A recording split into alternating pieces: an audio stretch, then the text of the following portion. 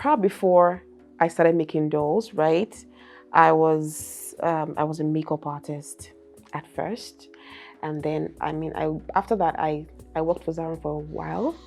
Then I went freelance, and after a while it was like, yo, it wasn't working.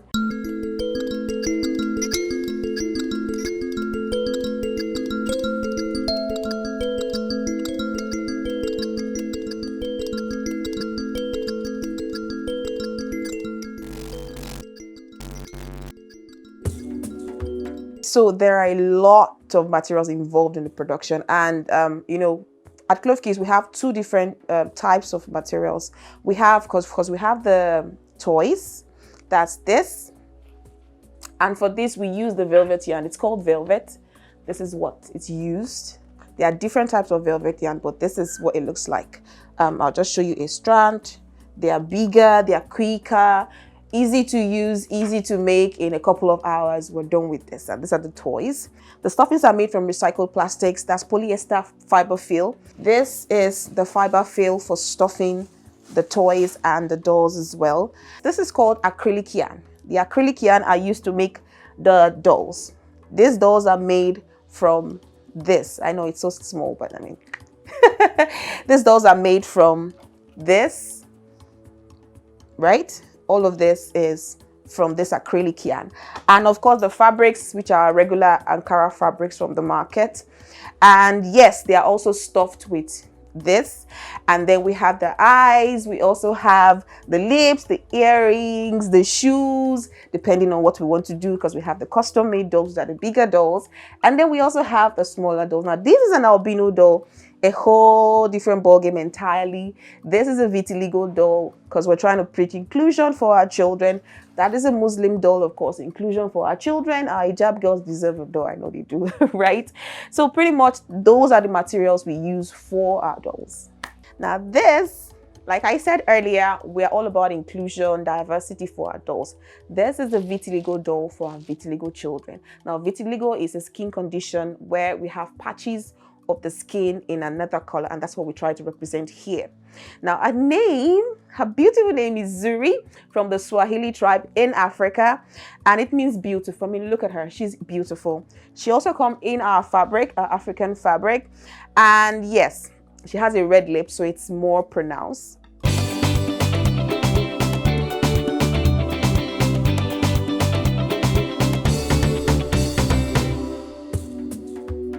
For the signature dolls, it takes us 8 hours. For the custom dolls can take as much as 2-3 days. And then the toys take between 4 to 5 hours to make. It starts from the feet. So we start creating the layers for the feet. After creating the layers for the feet, then we work up the legs, then the waist, the body, we fix up the hands, and then the neck, and then after which we'll fix up the head. Once the head is done and the body is set, the next thing is to stuff it up, and then we'll join. So when we join, this is what it looks like, and then we'll wear the clothes. I love to surf the internet because a lot of times I find my inspiration from things I see. So I was surfing the internet, and then I saw this doll. It was a black doll. And I said, it was so nice. I mean, I didn't have a black doll growing up. And then I'd not really seen a black doll really. And so when I saw this doll, it was really nice. And I was like, okay, you know. And then the next time I went out, I went to this store, that store, that store. And I realized that there were really not much black dolls in stores in Lagos, in a black city in Africa. And then out of 10 stores, you would find just one store that has a black doll. And in that one store, the doll you find is either bald, ugly, or just one out of 100 white dolls in a black city. That was not really good. How do we represent ourselves? How do our children see ourselves? And then there was this crazy statistics I saw by Passy Institute that said that 47% of children ages 3 to 10 already have body anxiety. So this means that at 3, 4, 5, 6, 7, 8, 9, 10, they're already worried about how they look. They're already worried about their hair texture. They're already worried about their skin color. A child. So what is the guarantee that that child doesn't grow up to want to bleach her skin? After all, Africa, specifically Nigerians, have the highest rate of bleaching women in the world at 77%. Crazy, right? And so I said, you know what? Let's see what we can do about it. And then I started practicing to make dolls. Like I said, I'm self-taught, right? So I started practicing. Let's see what we can do. And then I made the first doll and I put it out there on my page. Oh, guys, this is what I did. I made a black doll. And then the reception was wild. Like everybody, oh my God, it's so gorgeous. I want one for my child. And I mean, that was how it started. And I started making black dolls. A lady ordered a doll for herself. She's an adult with 2 kids. So she ordered the doll for herself. And she was telling me a story. She said she battled with self-esteem, loving herself and her self-image for over 30 years. Just imagine how long it took her to actually come to love her skin color and her hair texture. And she said she was at an airport one day and she saw this really cute girl. And she was like, oh my God, she's so gorgeous, black beauty, and all of that. And she said the child looked at her with so much surprise. I'm like, really? I look beautiful? I don't like my hair. I don't look beautiful. She was like, why? And she spent the next couple of minutes trying to convince this little girl that you are beautiful. And if you check, I'm sure she has a white doll at home. If you check it, I can almost bet it that she has a white doll at home, which in a way is affecting everything because that is the standard they know. That is the standard they see. So in another way, parents also we have a long way to go with parents. We have to enlighten them. We have to let them know that, see, I'm not against you buying a white doll, but create a balance.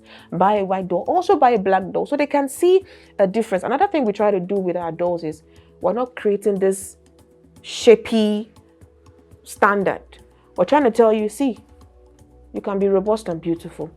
You can be slim if you want. You can be medium-sized if you want. However you are, that's the diversity. That's the beauty in the diversity. And you can be beautiful too, you know. And so far, the reviews have been amazing. They've been amazing.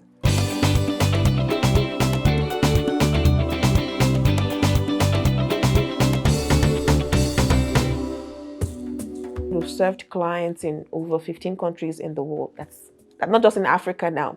We're talking Canada, we're talking US, UK, we're talking Denmark, Netherlands, Romania, Australia. We have served clients in all of these countries, right? So it's been amazing. The reviews have been amazing, really. I would say one of the challenges we faced initially was the cost of our dolls. I mean, aside the fact that we wanted to create dolls that are black, we also wanted dolls that are healthy. By healthy, I mean dolls that are not harmful to the environment in any way, dolls that are not harmful to the children in any way. And so we decided to go the eco-friendly way, which is what we're doing. So all our products are eco-friendly, sustainable, no form of harm to both the staff, that's the manufacturers, we the producers who are producing, then to the consumers, the children at all, even to the environment. Completely eco-friendly. And that was what we decided to do. And then of course it takes a while to create. I mean, you can see every doll has its own detail, right? With giving attention to every single doll. So it's not like we're in a factory putting this in that machine and it's bringing out 5,000 in 2 minutes. No, it doesn't work that way with our kind of production. And so because of that, the cost is not exactly friendly, especially with, the Nigerian economy.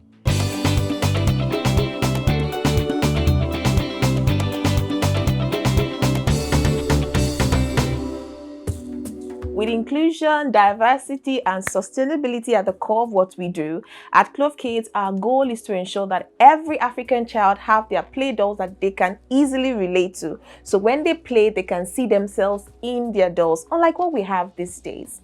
So thanks for having me. My name is Queen Uwabuofu, and I am the creative director and founder of Clovekids, and this is my magic.